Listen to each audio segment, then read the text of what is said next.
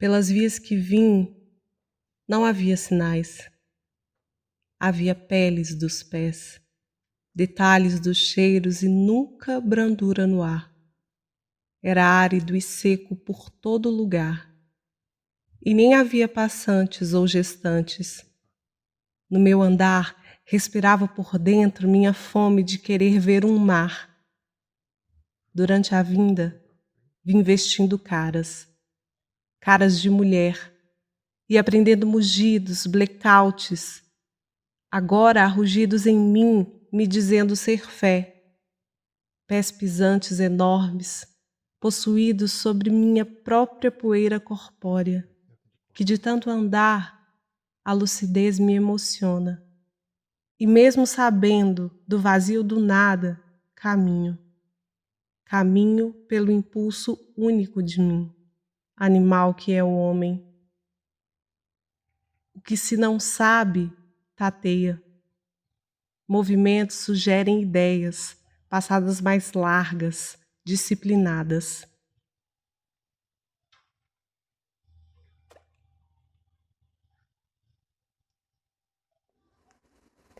Essas escritoras buscam na história mal contada pelas linhas oficiais, da literatura mutiladora da cultura e dos corpos negros, assim como em outros discursos sociais, elementos para comporem as suas escritas.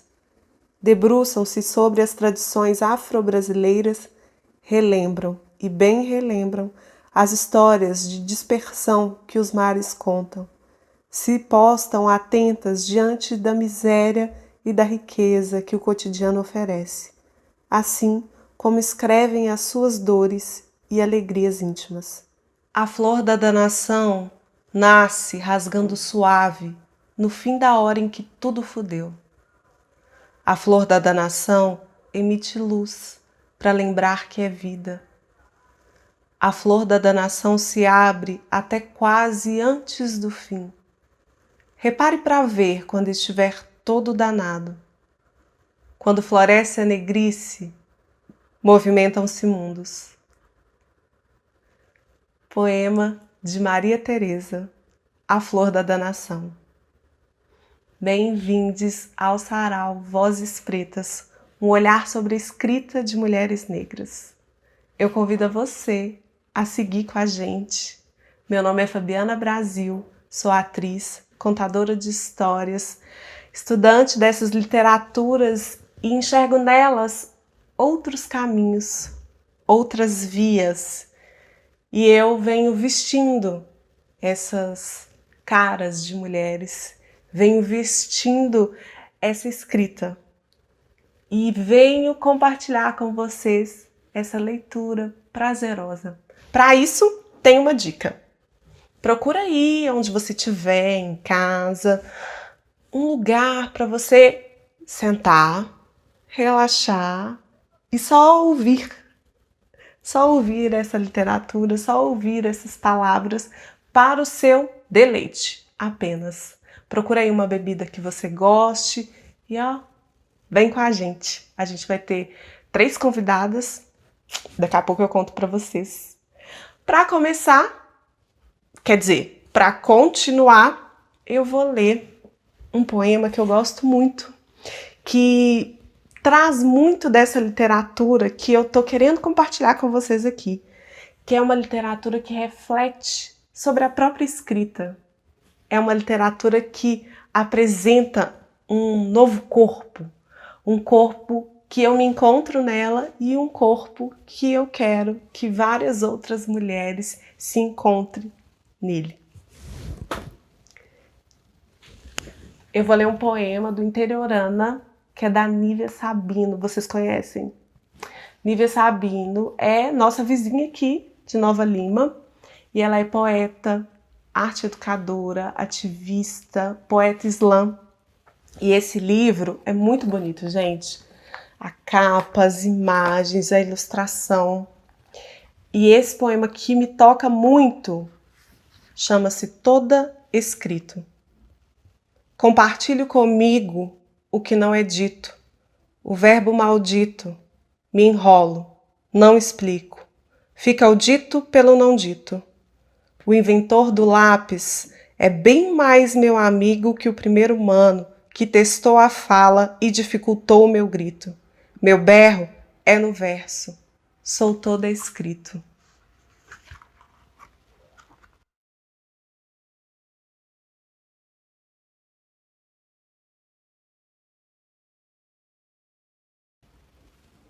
Resiste Isidora. Quis um lar, fiz morada em ti, esperança. Num universo sem perspectivas reais, plantei rosa-leão em um terreno inativo. Frágeis tetos erguidos por entre mãos de mulheres que se recusam a recuar em vida. Resistem pela garantia do direito à moradia. Representam muito mais do que 8.000 famílias. Nenhum passo atrás. É o canto que todos nós, em apoio à ocupação do Isidora, ecoamos. Hasta la vitória. Resiste, Isidora. Essa luta é nossa. Gostaram? Vários poemas vão contando pra gente sobre a nossa existência, sobre o que acontece na nossa sociedade. Não que a literatura precisa fazer isso, mas ela vai dando dicas de como a gente seguir. Assenhorando-se da pena, objeto representativo do poder falocêntrico branco, as escritoras negras buscam inscrever no corpus literário brasileiro imagens de uma autorrepresentação. Surge a fala de um corpo que não é apenas descrito, mas antes de tudo vivido. A escrevivência das mulheres negras explicita as aventuras e as desventuras de quem conhece uma dupla condição que a sociedade teima em querer inferiorizada: mulher e negra. Uma coisa que me chama muita atenção na literatura escrita por mulheres negras é como uma vai sempre puxando a outra. Por exemplo, a Maria Teresa, que eu li no início dessa nossa conversa, eu a conheci através da Cidinha da Silva, porque a Cidinha da Silva tem um texto dramático chamado Engravidei, Parei cavalos e aprendi a voar sem asas.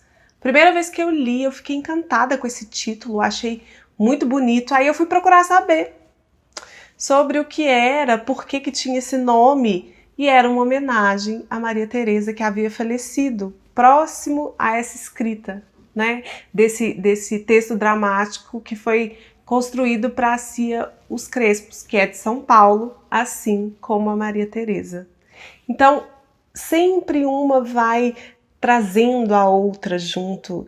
E eu acho que esse sarau é para isso também, para puxar e trazer muitas mulheres junto com a gente.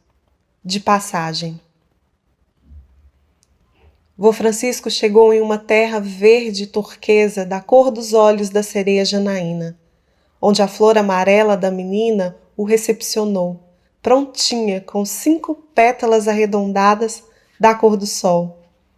Estavam lá também, muito contentes com a visita do vô, a mãe, o pai, o irmão mais jovem morto por tuberculose, o outro que explodira com a caldeira da fábrica, tantos parentes, amigos e conhecidos do passado.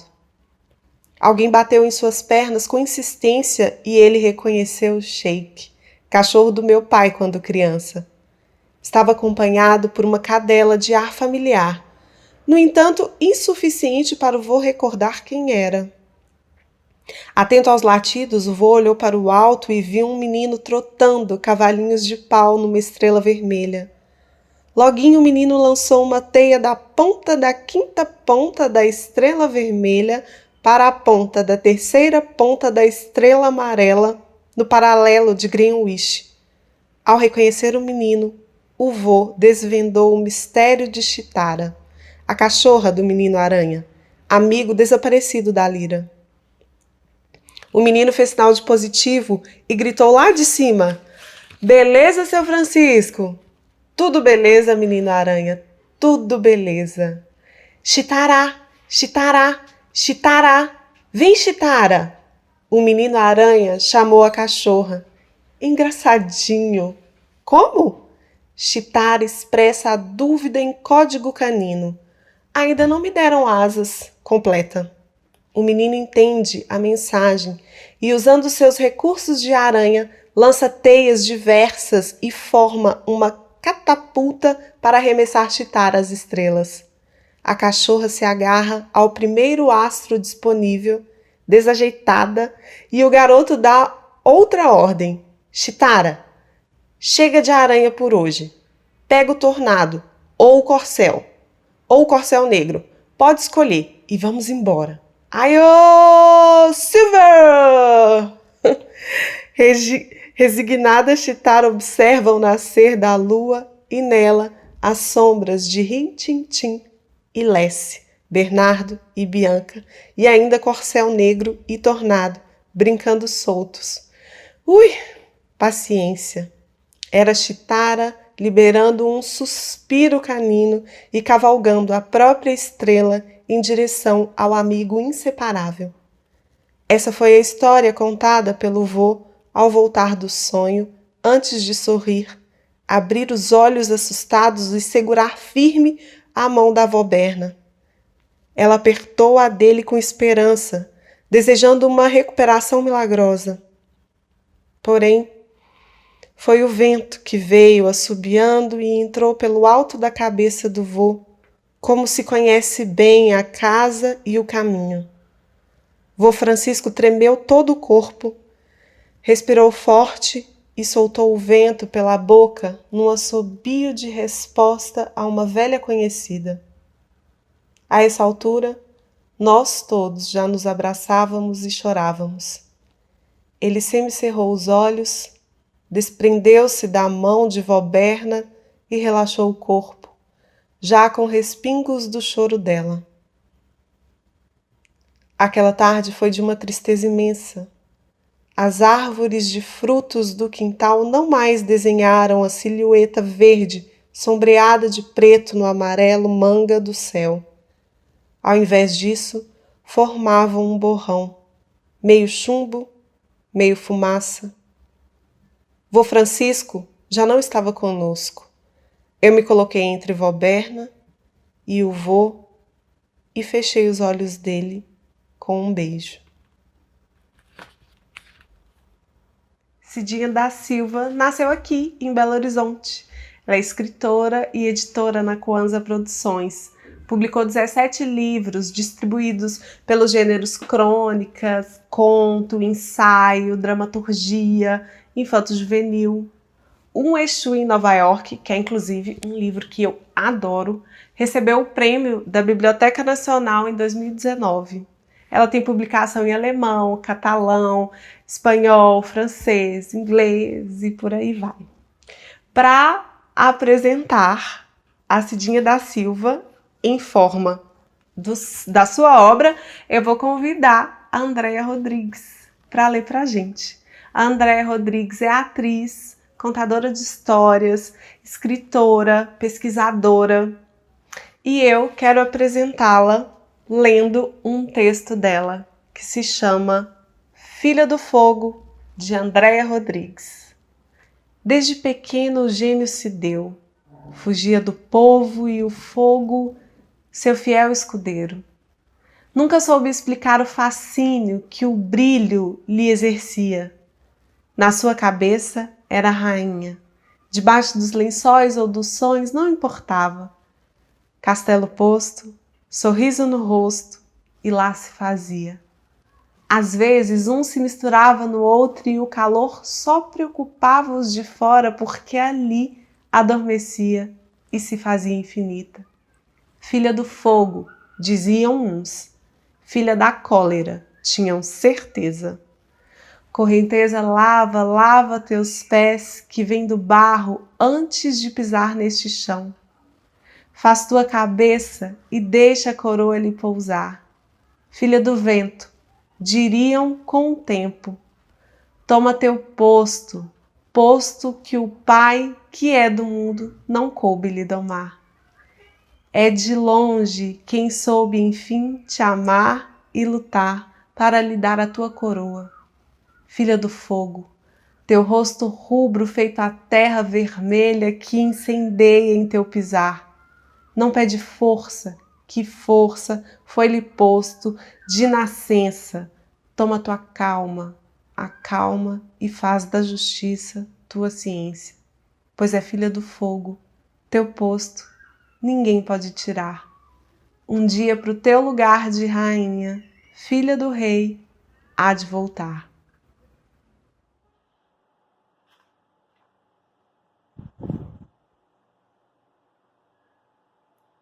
Sarraia está sentada na cama de frente para o altar de Nossa Senhora do Rosário.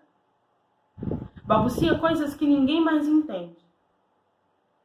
Parece estar em permanente estado de oração. As perninhas balançam como a criança que ela está voltando a ser. Os dedos lentos passam uma a uma as lágrimas de Nossa Senhora. Termina as orações ou a conversa com aqueles que ninguém vê, só ela. E se deita com as mãos pequenas, em concha, debaixo de um dos lados do rosto. Ela parece mesmo um anjo barroco. Aquele corpo minúsculo e rechonchudo. Quem imaginaria os 9 filhos paridos? Dorme. Encolhe-se feito feto. Conversa. Fala muito enquanto dorme. A filha, que ainda mora na casa, estende uma coberta sobre a mãe. Sente pena. A cabeça está à deriva. Sarrainha sobe na cama e tira de cima dos guarda-roupas seus pertences de rainha. Acaricia um a um. A coroa, o cetro, o manto. Paramenta-se. É dia de festa. Agradece a Nossa Senhora do Rosário por mais um ano. Faz as últimas recomendações sobre a comida do povo. Pergunta ao filho que restou sobre a afinação dos tambores. Vai sozinha para a rua, sem a corte real. Seu povo, que também acompanhou sua mãe, a primeira rainha, com tochas acesas pelas ruas da cidade do interior, porque o prefeito mandou cortar a luz para os pretos do reinado não saírem por lá, dançando e cantando. Caminha até a encruza central do Morro do Papagaio, abaixo da sede do Muquif, prédio tombado pelos meninos do movimento. No percurso, reconhece as pessoas, lutas, desapropriações, existência popular, tiros, medos, angústias. O padre amigo a abraça, quando ela passa pela igreja das Santas Pretas. Oferece companhia, mas ela não quer. Está bem. É só dela o cortejo. Outras pessoas a acompanham a uma distância reverente e cuidadosa, caso ela precise de algo. Foi sempre assim no morro. essa disposição para ajudar e estar junto. Às vezes chamam seu nome, pedem a bênção. Ora ela responde, ora não, ninguém estranha, o vento fagocita sua memória e deixa no vácuo o que foi vivido e não é mais lembrado. Seu trânsito pelo país dos ancestrais está mais constante a cada dia. Chega em Cruza, vê muita gente à volta. A mãe que iniciou os reinados, as tias, os tios, irmãs, irmãos, o pai, companheiro de todas as horas de rainha-mãe. Os olhos cansados se abrem e a rainha busca os filhos. 5 jovens que deixaram esse mundo fora do tempo.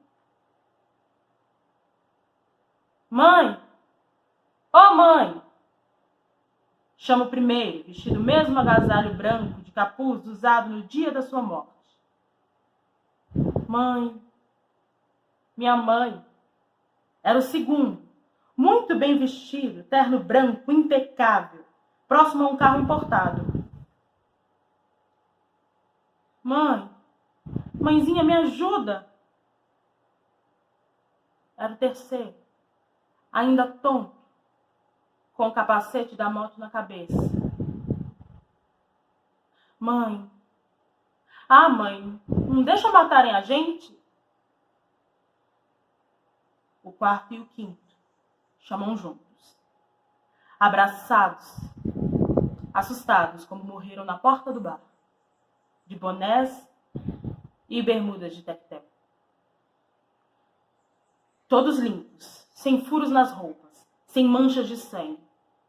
Surpresos ao reencontrar ali no lugar onde vagam. Essa rainha chora e agradece à Senhora do Rosário. Passa a mão no rosto de cada filho. Beija. Fala da saudade. O povo vai se juntando, cerca a rainha, os meninos. Tá caindo flor, tá caindo flor. Tá caindo flor, tá caindo flor. Lá no céu, cá na terra, olé, tá caindo flor. Lá no céu, cá na terra, olé, tá caindo flor. Essa rainha sai do abraço dos filhos. Afasta-os carinhosa. Abaixa-se e risca o chão com um caco de telha. Pontos ali que ninguém sabe interpretar. Coloca o bastão no chão. Chora baixinho ao tirar a coroa. Deposita na terra. Os filhos vão desaparecendo. O povo também. Ela fica sozinha com suas insígnias de realezas dispostas. Aos poucos, a rainha também some no tempo. Restam o bastão e a coroa à espera de alguém. tempo, zara tempo, zara tempo, zara tempo, zara tempo. Tá caindo flor, tá caindo flor. Tá caindo flor, tá caindo flor. Lá do céu, cá na terra, olele, tá caindo flor. Lá do céu, cá na terra, olele, tá caindo flor. Tá caindo flor, tá caindo flor. Tá caindo flor, tá caindo flor. Lá do céu, cá na terra, olele, tá caindo flor. Lá do céu, cá na terra, olele, tá caindo flor. Que linda ideia! Muito obrigada pela sua participação. Obrigada por dividir essa leitura com a gente. Um salve a Cidinha da Silva. Obrigada pela sua escrita. E agora eu vou ler para vocês. Eu vou ler primeiro. Depois eu conto. Eu, quando tinha 8 anos, gostava muito de fazer bolo de terra no quintal da minha casa.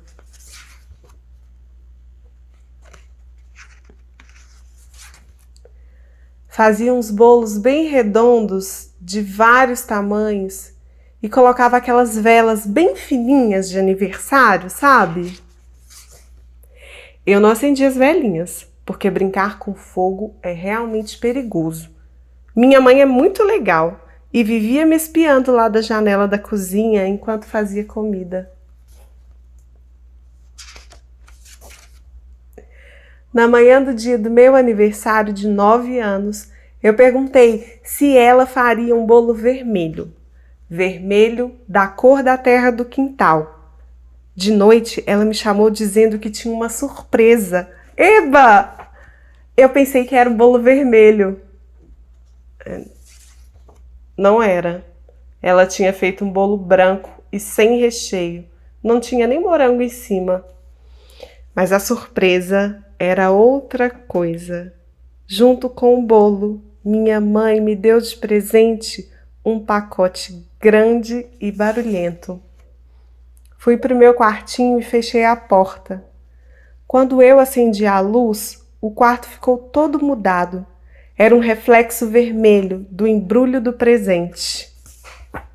Coisa mais linda que a mãe me deu. Um caderno bem grosso, com todas as folhas vermelhas. Esse livro, vermelho, é de Maria Teresa. É um infantil autobiográfico. Mas fala a verdade. Você nunca brincou de terra? Nunca fez um bolinho? Não parece que é essa história da gente? Eu acho isso uma maravilha. Eu acho isso uma beleza da literatura. E esse livro me lembra muito também uma outra escritora, porque traz essa relação com a mãe, traz essa relação com a infância bem forte da escrita. Estou falando dela, a maravilhosa Conceição Evaristo. Vozes mulheres. A voz de minha bisavó ecoou criança nos porões do navio. Ecoou lamentos de uma infância perdida. A voz de minha avó ecoou obediência aos brancos, donos de tudo. A voz de minha mãe ecoou baixinho revolta no fundo das cozinhas alheias, debaixo das trouxas, roupagem... Quer seguir? Pode seguir. Não, eu vou voltar do início. Tem só... é pouco verso. Vozes mulheres. A voz de minha bisavó ecoou criança nos porões do navio. Ecoou lamentos de uma infância perdida. A voz de minha avó ecoou obediência aos brancos, donos de tudo. A voz de minha mãe ecoou baixinho revolta no fundo das cozinhas alheias, debaixo das trouxas, roupagens sujas dos brancos, pelo caminho empoeirado, rumo à favela. A minha voz ainda ecoa versos perplexos com rimas de sangue e fome. A voz de minha filha recolhe todas as nossas vozes, recolhe em si as vozes mudas, caladas, engasgadas nas gargantas. A voz de minha filha recolhe em si a fala e o ato, o ontem, o hoje, o agora. Na voz de minha filha se fará ouvir a ressonância, o eco da vida-liberdade. Conceição Evaristo. Poemas da recordação e outros movimentos. Conceição Evaristo também nasceu em BH e migrou para o Rio de Janeiro. Sua voz nos mostra muito dessa escrevivência, termo que ela mesma deu sentido.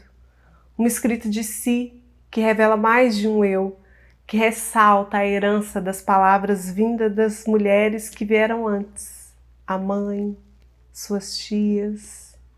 E como a própria Conceição irá dizer, escrevo, deponho, um depoimento em que as imagens confundem um eu, agora, a puxar um eu menina pelas ruas de Belo Horizonte. E como a escrita e o viver se confundem. Sigo e nessa escrevivência me lembro de algo que escrevi recentemente. O olho do sol batia sobre as roupas estendidas no varal e mamãe sorria feliz. Gotículas de águas aspergindo a minha vida menina balançavam o vento. Pequenas lágrimas dos lençóis, pedrinhas azuis, pedaços de anil, fiapos de nuvens solitárias caídas do céu, eram encontradas ao redor das bacias e tinas das lavagens de roupa. Tudo me causava uma comoção maior. A poesia me visitava e eu nem sabia. Bonito, né? Isso me embala. Outra pessoa que se embala nessas palavras é a Nair Patrícia, mais uma convidada nossa. A Nair Patrícia é atriz, arte educadora, contadora de histórias, oriunda do Morro do Papagaio, filha do Carlão e da Edir. Nasceu para passarinha e ama outras passarinhas. Uma curiosa na área da saúde mental e luta antimanicomial. Vive em constante esforço para manter os pés no chão e não deixar a cabeça no mundo da lua. Vamos ouvir? Uma noite, há anos, acordei bruscamente e uma estranha pergunta explodiu de minha boca. De que cor eram os olhos de minha mãe? Atordoada, eu custei reconhecer o quarto da nova casa em que eu estava morando e não conseguia me lembrar de como havia chegado até ali. E a insistente pergunta martelando, de que cor eram os olhos de minha mãe? Aquela indagação havia surgido há dias, há meses, posso dizer. Entre uma fazer e outro, eu me pegava pensando de que cor seriam os olhos de minha mãe. E o que a princípio tinha sido um mero pensamento interrogativo, naquela noite se transformou em uma dolorosa pergunta carregada de um tom acusativo. Então eu não sabia de que cor eram os olhos de minha mãe. Sendo a primeira de 7 filhas, desde cedo busquei dar conta de minhas próprias dificuldades. Cresci rápido, passando por uma breve adolescência, sempre ao lado de minha mãe. Aprendi a conhecê-la. Decifrava os seus silêncios nas horas de dificuldades, como também sabia reconhecer em seus gestos prenúncios de possíveis alegrias. Naquele momento, entretanto, me descobria cheia de culpa por não recordar de que cor seriam os seus olhos. Eu achava tudo muito estranho, pois me lembrava nitidamente de vários detalhes do corpo dela, da unha encravada, do dedo mindinho do pé esquerdo, da verruga que se perdia no meio de uma cabeleira crespa e bela.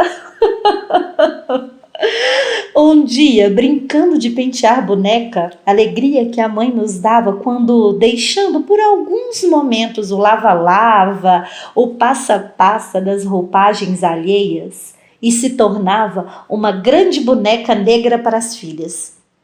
Descobrimos uma bolinha escondida bem no couro cabeludo dela. Pensamos que fosse carrapato. A mãe cochilava e uma de minhas irmãs, aflita, querendo livrar a boneca mãe daquele padecer, puxou rápido o bichinho. A mãe e nós rimos de nosso engano. A mãe riu tanto das lágrimas escorrerem. Ai, mas de que cor eram os olhos dela? Eu me lembrava também de algumas histórias da infância de minha mãe. Ela havia nascido em um lugar perdido no interior de Minas. Ali, as crianças andavam nuas até bem grandinhas. As meninas, assim que os seios começavam a brotar, ganhavam roupas antes dos meninos. Às vezes, as histórias da infância de minha mãe confundiam-se com a de minha própria infância. Lembro-me de que muitas vezes, quando a mãe cozinhava, da panela subia cheiro algum. Era como se cozinhasse ali apenas o nosso desesperado desejo de alimento. As labaredas sob a água solitária que fervia na panela cheia de fome pareciam debochar do vazio de nosso estômago, ignorando nossas bocas infantis, em que as línguas brincavam a salivar sonho de comida. E era justamente nesses dias de parco ou nenhum alimento que ela mais brincava com as filhas. Nessas ocasiões, a brincadeira preferida era aquela em que a mãe era a senhora, a rainha. Ela se assentava em seu trono, um pequeno banquinho de madeira. Felizes, colhíamos flores cultivadas em um pedaço de terra que circundava o nosso barraco. As flores eram depois solenemente distribuídas por seus cabelos, braços, colo. E diante dela fazíamos reverências à senhora. Postávamos deitadas no chão e batíamos cabeça para a rainha. Nós, princesas em volta dela, cantávamos, dançávamos, sorríamos. A mãe só ria de uma maneira triste e com um sorriso molhado. Mas de que cor eram os olhos de minha mãe? Eu sabia desde aquela época que a mãe inventava esse e outros jogos para distrair a nossa fome. E a nossa fome se distraía. Às vezes, no fim da tarde, antes que a noite tomasse conta do tempo, ela se sentava na soleira da porta e juntas ficávamos contemplando as artes das nuvens no céu. Umas viravam carneirinhos, outras cachorrinhos, algumas gigantes adormecidos. E havia aquelas que eram só nuvens, algodão doce. A mãe então espichava o braço que ia até o céu, colhia aquela nuvem, repartia em pedacinhos e enfiava rápido na boca de cada uma de nós. Tudo tinha de ser muito rápido, antes que a nuvem derretesse e com ela os nossos sonhos se esvaecessem também. Mas de que cor eram os olhos de minha mãe? Lembro-me ainda do temor de minha mãe nos dias de fortes chuvas. Em cima da cama, agarrada a nós, ela nos protegia com seu abraço e com os olhos alagados de prantos balbuciava rezas a Santa Bárbara, temendo que o nosso frágil barraco desabasse sobre nós. E eu não sei se o lamento, o pranto de minha mãe, se o barulho da chuva, eu sei que tudo me causava a sensação de que a nossa casa balançava ao vento. Nesses momentos, os olhos de minha mãe se confundiam com os olhos da natureza. Chovia, chorava. Chorava, chovia. Então por que eu não conseguia lembrar a cor dos olhos dela? E naquela noite, a pergunta continuava me atormentando. Havia anos que eu estava fora de minha cidade natal, saíra de minha casa em busca de melhor condição de vida para mim e para minha família. Ela e minhas irmãs tinham ficado para trás. Mas eu nunca esquecera minha mãe. Reconheci a importância dela na minha vida, não só dela, mas de minhas tias e de todas as mulheres da minha família. E também, já naquela época, eu entoava cantos de louvor a todas nossas ancestrais, que desde a África vinham arando a terra da vida com suas próprias mãos, palavras e sangue. Não, eu não esqueço essas senhoras, nossas iabás, donas de tantas sabedorias. Mas de que cor eram os olhos de minha mãe? E foi então que, tomada pelo desespero por não me lembrar de que cor seriam os olhos de minha mãe, naquele momento resolvi deixar tudo e no dia seguinte voltar à cidade em que nasci. Eu precisava buscar o rosto da minha mãe, fixar o meu olhar no dela para nunca mais esquecer a cor de seus olhos. Assim fiz. Voltei, aflita, mas satisfeita. Vivi a sensação de estar cumprindo um ritual em que a oferenda aos orixás deveria ser a descoberta da cor dos olhos de minha mãe. E quando, após longos dias de viagem para chegar à minha terra, pude contemplar extasiado os olhos de minha mãe, sabem o que vi? Sabem o que vi? Vi só lágrimas e lágrimas. Entretanto, ela sorria feliz, mas eram tantas lágrimas que eu me perguntei se minha mãe tinha olhos ou rios caudalosos sobre a face. E só então compreendi. Minha mãe trazia serenamente em si águas correntezas. Por isso, prantos a enfeitar o seu rosto. A cor dos olhos de minha mãe era cor de olhos d'água. Águas de mamãe Oxum. Rios calmos, mas profundos e enganosos, para quem contempla a vida apenas pela superfície. Sim, águas de Mamãe Oxum. Abracei a mãe, encostei meu rosto no dela e pedi proteção. Senti as lágrimas dela se misturarem às minhas. Hoje, quando já alcancei a cor dos olhos de minha mãe, tento descobrir a cor dos olhos de minha filha. Eu faço a brincadeira em que os olhos de uma se tornam espelho para os olhos da outra. E um dia desses eu me surpreendi com o gesto da minha menina. Quando nós duas estávamos nesse doce jogo, ela tocou suavemente no meu rosto, me contemplando intensamente, e enquanto jogava o olhar dela no meu, perguntou baixinho, mas tão baixinho, como se fosse uma pergunta para ela mesma, ou como se estivesse buscando e encontrando a revelação de um mistério, de um grande segredo. Eu escutei quando, sussurrando, minha filha falou: Mãe,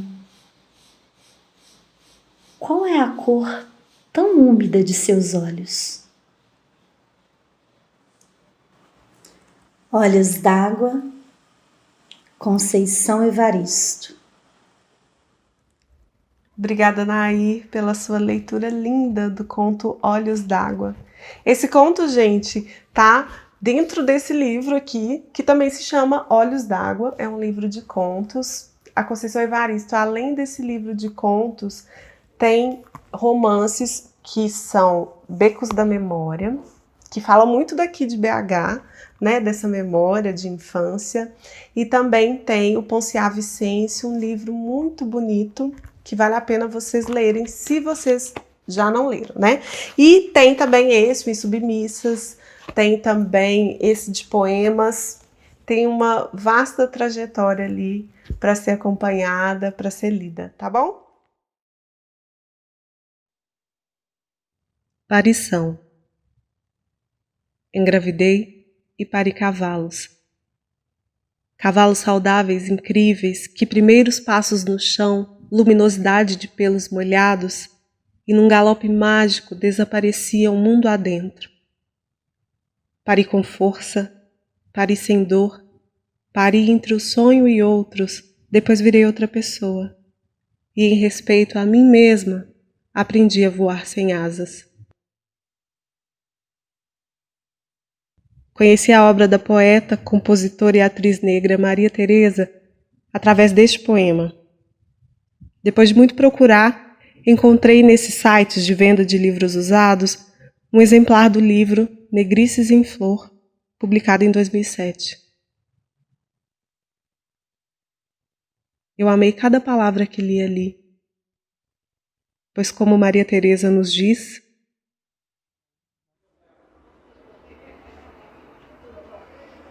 quando floresce a negrice, movimentam-se mundos.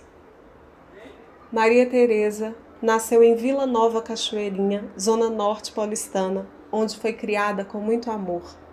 Nascida lá pelos inícios da década de 70, sempre gostou de ler e começou a interessar-se pelas artes. Seu primeiro trabalho foi uma leitura dramática de Mistério Gozosos de Oswald de Andrade com Zé Celso. A partir daí, coçou-se muito e fez oficinas, cursos de dança, de teatro, de dramaturgia, de roteiros e também de palhaça. Já atuou com textos próprios e com várias gentes. Foi também vendedora, garçonete, recepcionista e até segurança.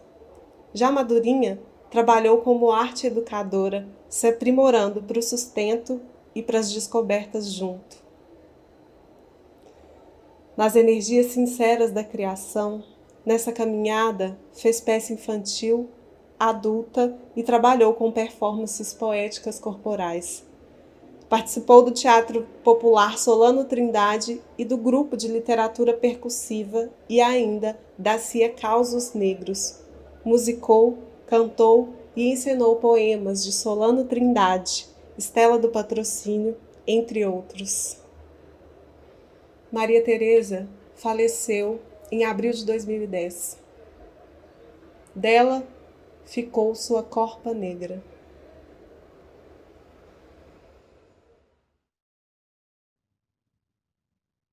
Corpa negra tivera a vida como presente. Na labuta, suava de tanto nascer todo dia. Chorou todas as lágrimas do mundo cansara de rios de sangue, cantara de tanto sofrer várias línguas, multiplicara milhões de vezes os peixes e as bocas, assimilara ervas, árvores, credos, pedras e céus azuis. Inspira sempre o ar renovando sapiência. Horroriza-se ante a qualquer tipo de açoite que ainda são, para ir amores e dores, mesmo que grandes e pequenas nações desumanizadas, demoradamente a cada demora 300 de anos. Morreria mais que 1000 vezes e ainda agora resistia. Trocou aquilo por isso e quilombizara até hoje. Banhou-se por horas a fio, perdoou-se de ranços, renomeou-se, chegou aqui. Para continuar, eu já falei muito da Maria Teresa aqui, né? A gente começou essa conversa comigo lendo os poemas dela.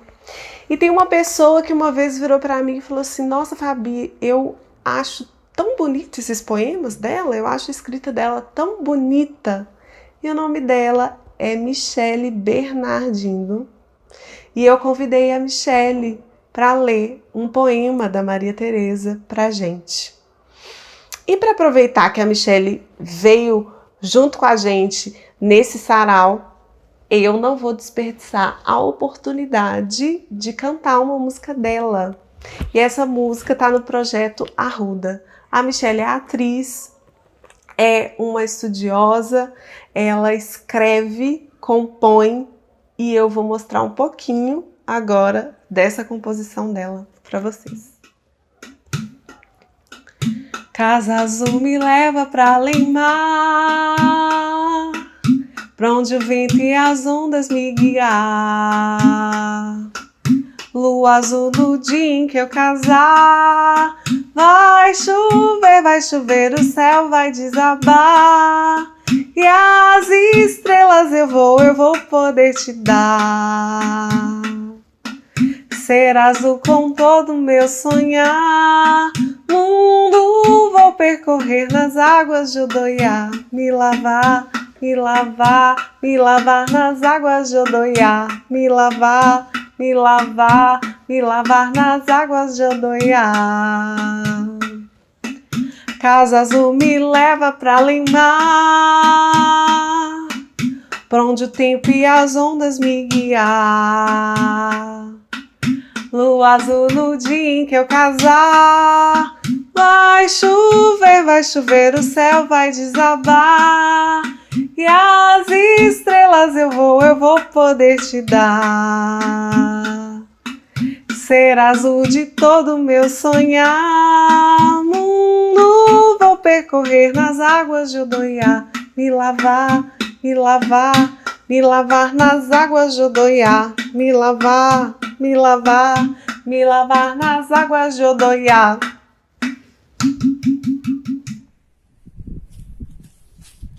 Vida verdadeira agora.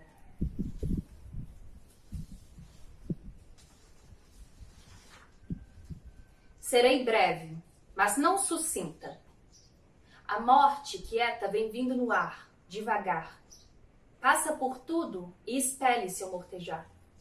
Vem vindo matreira, fazendo seu serviço, trazida por ações da imatação magnética ou enviada por organizações de estatutos governamentais. A mortinha vem vindo, grande, só na função, sobre as cabeças principalmente, agarrando nas veias, bloqueando pensamentos, criando traves nos desejos, tirando do alvo os objetivos. Chega pela TV, pelo salário, pelo mais vendido e mais bem maquiado, pela escola, pela hora da morte. Vai espiando, deixa não. Arrepia um pouco, mas pode ser pior. Pelas comidas que vendem por aí, pelo jeito que você deve pensar, nas entrelinhas mal escritas, se deixar pela música ruim que querem te dar, pelas brechas. Sabe lá o que é isso de deixar de reverberar? É terrível. É gritar na gruta e não ter eco. Dá tremulações no espírito.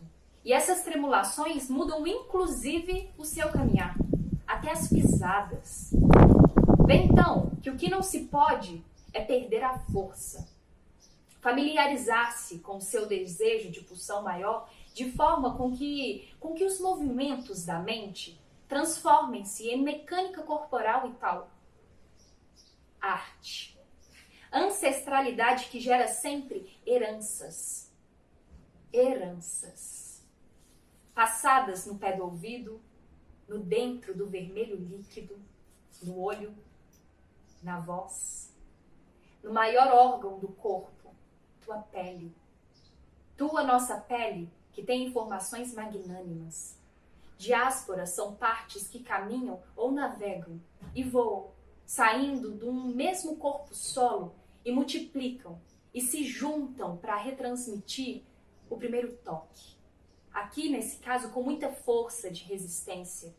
Tambores em vozes dinâmicas, conhecimentos de vida, formas de amor, liberdades, primitivismo artístico, refinamentos ecológicos e espirituais, conexões de integração, diásporas, negrices, inteligências.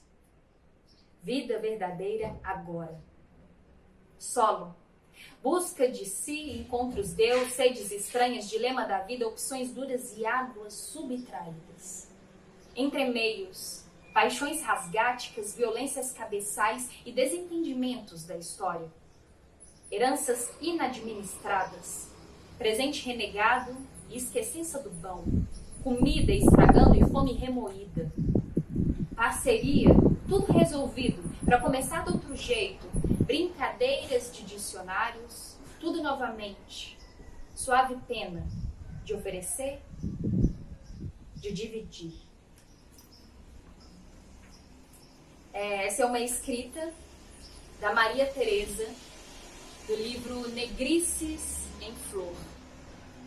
E falando sobre isso e pensando na minha trajetória, eu fico lembrando dessas referências de literatura negra, de mulheres negras. E eu tive poucas, principalmente pensando na escola, sabe? A não ser da Ângela Maria da Costa, que no caso é minha mãe, que durante a vida dela, ela sempre gostou muito de escrever e ela fazia cadernos de poesia. E eu lembro que esse caderno, durante toda a minha formação, ele sempre aparecia e a gente lia junto, a gente também já escreveu junto. E essa é outra referência de escrita de mulher negra que eu deixo. Muito obrigada, Michele, pela sua leitura. Obrigada por essa história, né, de contar aí sua experiência com a literatura. Muitas de nós fomos atravessadas pelas palavras de nossas mães, né, para escrever, para estudar. É muito importante essa voz que vai passando de mãe para filha, de geração para geração, como herança, né? Essa herança que a gente carrega, esses corpos que vieram antes da gente. Nesse embalo, agradeço também a André Rodrigues, a Nair Patrícia e agradeço, sobretudo, a Cidinha da Silva, Conceição Evaristo, Maria Teresa e todas essas outras escritoras que me acompanham, que me ajudam a caminhar de outras formas. Eu espero que vocês tenham aproveitado essas leituras. Tem muito mais para ler, para se falar, para se ouvir, para se contar e cantar. E eu espero que vocês se aproximem cada vez mais dessas mulheres, para vocês também, como eu, seguirem caminhando renovadas e de outras formas. Muito obrigada para quem ficou até aqui com a gente. E para terminar, a gente vai ouvir mais um pouquinho da Michele e dessa relação dela com a mãe, que fez uma música. A mãe escreveu e a Michele colocou melodia. Eu espero ver vocês muito em breve. Um beijo. Queria ser um pássaro, a voar como um pássaro, pelos caminhos abertos e a tristeza apagar. Queria ser um pássaro, a voar como um pássaro, pelos caminhos abertos e a tristeza apagar, tentando sentir alegria, achar a verdade, um pouco de maldade, ou quem sabe um amor. Tentando sentir alegria, achar a verdade, um pouco de maldade, ou quem sabe um amor. Eu, eu.